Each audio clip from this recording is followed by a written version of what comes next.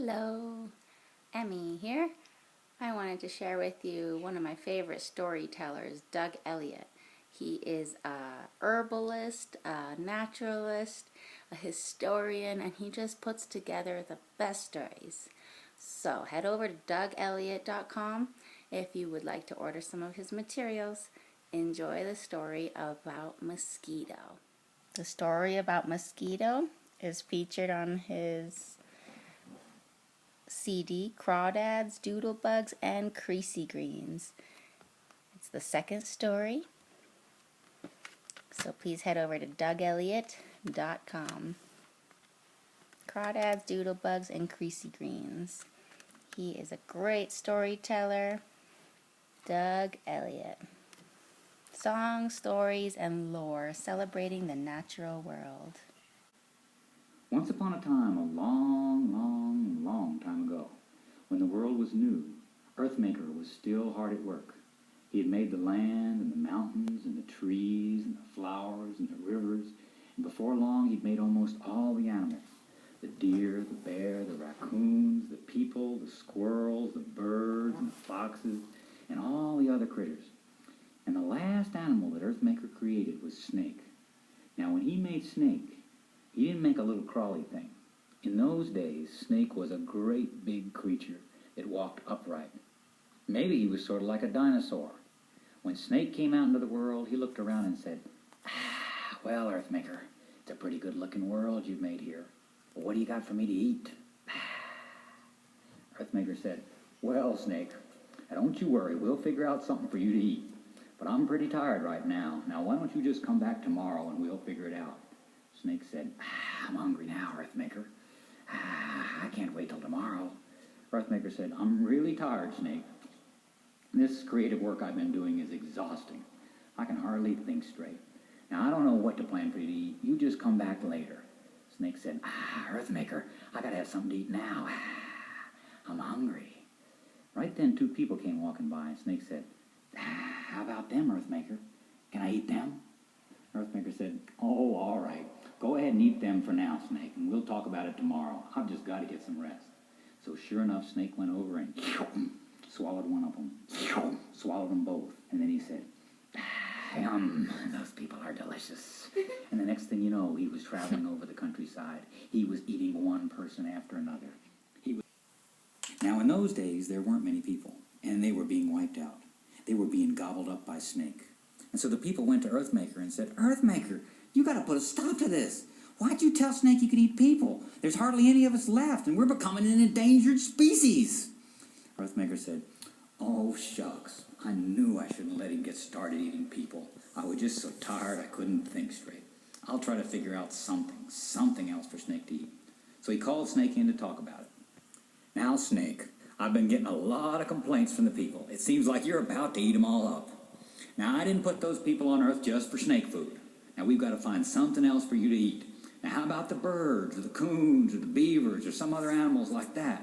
Snake said, yuck. No thanks. I think I'll stick to people, Earthmaker. No, that will not do, Snake. There's hardly any people left, and we've got to find something else for you to eat. Now, tell me, what is it about those people that taste so good? I like the taste of their blood. They just have the best tasting blood. Well, all right, Snake, but we're going to have to find something else for you to eat. So Earthmaker called in Mosquito. Mosquito! Mosquito! She flew in and said, what can I do for you, Earthmaker? Well, Snake is about to eat up all the people. He says he likes the taste of their blood. So I'd like to put this little sharp beak on you, and I'd like you to go out and taste all the animals' blood and see if you can find any animals with blood that tastes as good as the people. Okay, said Mosquito. I'll be glad to help you any way I can. So Earthmaker fixed that little sharp beak on her, and she flew off on her mission. When she passed by Snake, he said, hey, Mosquito, what'd Earthmaker tell you to do? He told me to go taste all the animals' blood, and if I found any that tasted as good as people, they're going to be your food. Oh, he did he?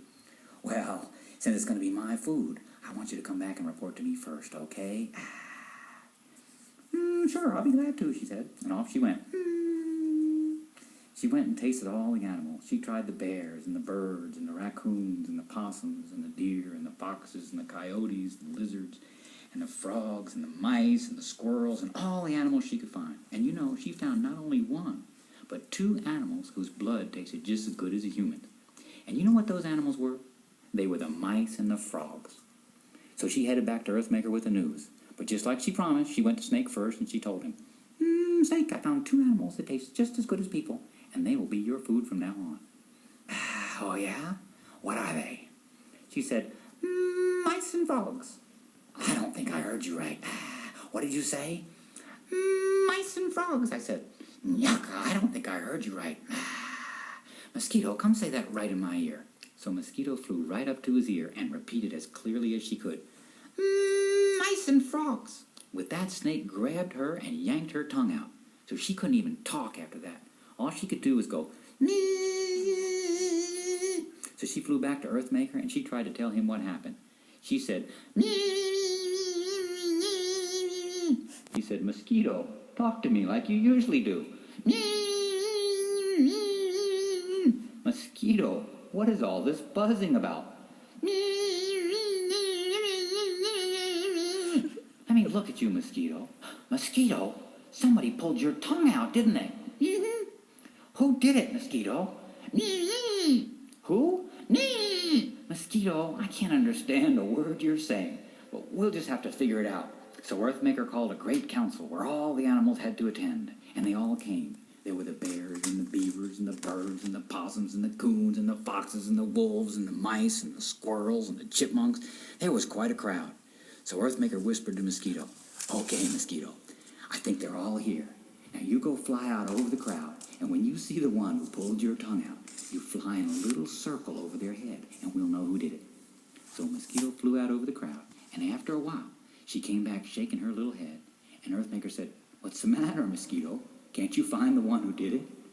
She said, me. He's not there? Well, let's see. Who's missing? All right, let's see. There's the bears and the birds and the foxes and the wolves and the weasels and the deer and the rabbits and the turtles and the frogs and the lizards and the Snake's missing. Let's see. All right, Snake. I know you're out there hiding in those bushes somewhere. I know you're out there hiding, Snake. You should be ashamed of yourself. How dare you not show up for the great council? You better come out, Snake. We've had enough of your foolishness. And sure enough, Snake was hiding out in those bushes. And when he finally came out, he was ashamed. And you know, he was so ashamed that he came crawling in on his belly. And you know, snakes have been crawling on their bellies ever since. So Earthmaker said, the reason I've called this great council meeting is to announce a new food for Snake. Snake has been eating all the people, and Mosquito here has been doing some research for us, and she has found two other animals that will be Snake's primary food from now on. So go show us, Mosquito. So Mosquito flew out over the crowd, and she flew in a little circle over the mice, and a little circle over the frogs, and Earthmaker proclaimed, okay, so from now on, the mice and the frogs will be the primary food for Snake. Snake will no longer eat people. And with that, all the people went, hooray, hooray, hooray, hooray! And all the other animals said, hooray! And the mice and the frogs, well, they weren't too happy about it. But Earthmaker saw to it that the mice would have lots of babies, and the frogs would have lots of tadpoles, so there'd always be lots of mice and frogs.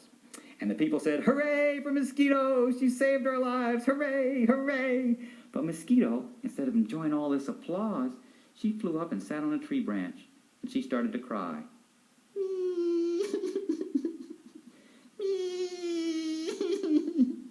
Earthmaker said, Mosquito, why are you crying? You're the hero for the day. Everyone's cheering for you. She pointed to her mouth. Earthmaker said, oh yeah, that's right. Snake pulled your tongue out, so you can't eat now. If you can't eat, you'll die. And all the people gathered around and said, Earthmaker, can't you do something to help her? Please, Earthmaker, she saved our lives. You gotta help her, Earthmaker. Oh, I don't know what to do. Oh, come on, Earthmaker. You're the creator, aren't you? Be creative. Well, all right, now let me see here. So Earthmaker fixed that little pointy beak onto her mouth so that it was permanent. And all the people said, Mosquito, you saved our lives. We're really thankful for you. We want you to be able to eat. So we'll let you come and get a little sip of our blood from now on. And all the other animals said, yeah, we'll give her a little sip of our blood too. So you saved her. still coming around, and all they want is a little sip of our blood. And sometimes they're a nuisance, and sometimes they bug us bad. But like my Indian friend said, you know, we have a lot to thank the mosquito for. She feeds the birds, she feeds the frogs, and she still feeds us. And a long time ago, it was Mosquito who saved our lives. There was a little skeeter, and she wasn't any bigger than the wee small head of a pin. But the bump that she raises, well, it itches like the blazes, and that's where the rub comes in.